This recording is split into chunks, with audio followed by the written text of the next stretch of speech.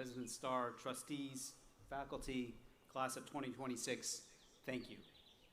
I'm really very deeply grateful for this honor. It's especially meaningful to be recognized as an alum of this really remarkable college. But my main message today is to the class of 2026. Congratulations.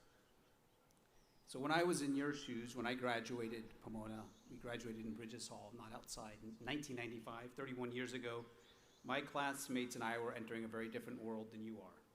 The Cold War had just ended. Liberal democracy seemed to be triumphant. Francis Fukuyama's book, The End of History, seemed to capture the spirit of the age. Liberal democracy was on the march everywhere, Eastern Europe, Asia, Latin America, Africa.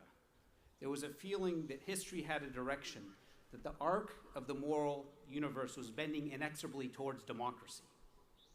Now, I should add that we weren't totally crazy to think this. This self-confidence, this self-assurance that once democracy is achieved, it could take care of itself, had some basis in social science. Social science evidence from the past century makes pretty clear that, first of all, rich democracies don't die.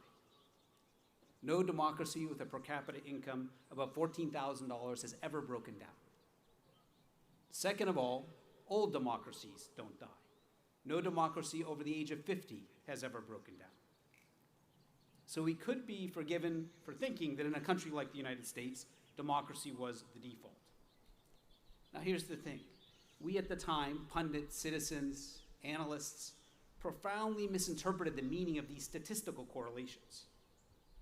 We too often thought that these correlations meant that democracy was like a machine that could run on its own, that citizens and leaders could pursue their narrow interests with only fleeting regard to the public interest. This made my generation heedless of the need to maintain the public good. We disregarded the effects of 1990s economic restructuring on growing income inequality, declining social mobility, and gaps between cities and smaller places. We disregarded the early signs of the impact of the rise of social media on polarization. And too many looked the other way as demagogues were elected to highest political offices and as government officials broke rules. Now, the last 10 years and the ongoing decay of American democracy makes it now clear that this complacency was misplaced. Democracy is about everyone's freedom to speak and hold officials accountable. It's not partisan, and above all, it's not self-sustaining. Citizens and leaders can't simply pursue their own narrow interests with indifference to the public good and assume that our checks and balances will save us. Institutions just don't work that way. They don't operate automatically. They are operated by people.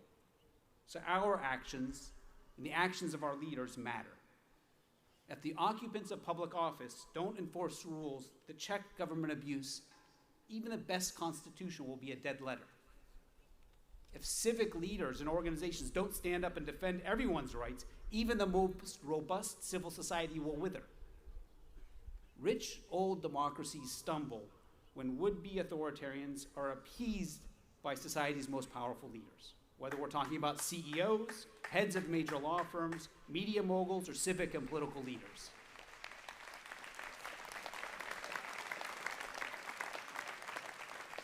We had a Winston Churchill quote earlier. I'll give you another one. Winston Churchill once warned that an appeaser is someone who feeds a crocodile hoping to be the last one eaten. He was right. The lessons of history are very clear. Autocrats don't need to seize power at gunpoint when those in positions of responsibility stand down without a fight. Indeed, this is really how authoritarians usually entrench themselves. When that happens, power is not seized, it is ceded.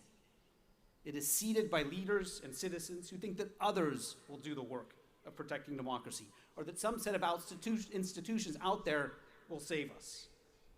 So my message to you, graduates of 2026, is that today we face twin dangers that we must avoid: overconfidence and fatalism. By overconfidence, I mean that we can't repeat the mistake that my generation made of letting excessive faith in our institutions breed complacency and passivity. By fatalism, I mean the opposite mistake. If you believe the country has reached a point of no return, that politics is fatally rigged, and that you can't make a difference, you grow tempted to focus on yourself alone, which only invites defeat. So just as misguided self-confidence was my own generation's path to passivity, today an equally misguided fatalism risks leading to the same outcome. Both end in the same place, power ceded quietly by people who actually could make a difference. My Harvard colleague, Brandon Terry, has written a beautiful new book about the American civil rights movement that captures really precisely the delicate disposition required to not be overconfident or fatalistic. The book's title says it all. It's called Shattered Dreams, Infinite Hope. And what he does is he encourages us to adopt a tragic sensibility. That is to recognize that in every democratic victory, there's also the risk of real defeat and setback. Every democratic victory is always precarious, and so must be defended and extended. So, class of 2026, whatever path you take from here, you will justifiably and understandably often measure your life by what you achieve for yourself: career, recognition, success. Pursue all of that. But don't let that be the whole measure, because democracy is not defended by private success. Democracy is not defended from the sidelines. That is, if you see groups or individuals targeted by abuses of power, show solidarity with them. Speak up, but also be mindful that solidarity is not a solo act. Join or form groups, a professional society, a faith community, a neighborhood group. Now, joining can sometimes feel small, but power yields only to people pushing back together. When ICE came to Minneapolis earlier this year, what that met them was not 1,000 brave individuals acting alone, nor was it a single leader. No, it was neighbors, faith communities, legal aid clinics, immigrant rights groups, unions, people who had built relationships with each other long before the moment of crisis. So this is actually how democracies are defended.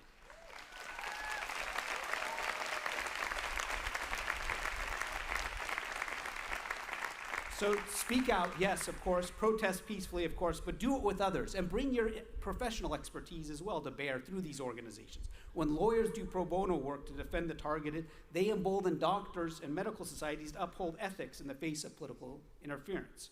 When scientists refuse political pressure, they inspire teachers to resist censorship. When neighbors volunteer to help run elections, they ensure everyone can vote and have their ballots counted, no matter what your political belief is. Democratic courage is contagious. You give others backbone by showing yours, and they give you backbone by standing with you. So again, Pomona graduates, you have bright professional futures in front of you, but always remember to look up and ask yourself, what kind of society do I want to live in? And then work with others to achieve it. So when I reflect on the truly remarkable things my fellow alumni have done over the past quarter century, beyond just material success, it really does convince me that there's something special that happens here at Pomona. Because Pomona alums find a way to engage in public service that has truly made a difference. You have now joined their ranks. The world is in your hands. Congratulations.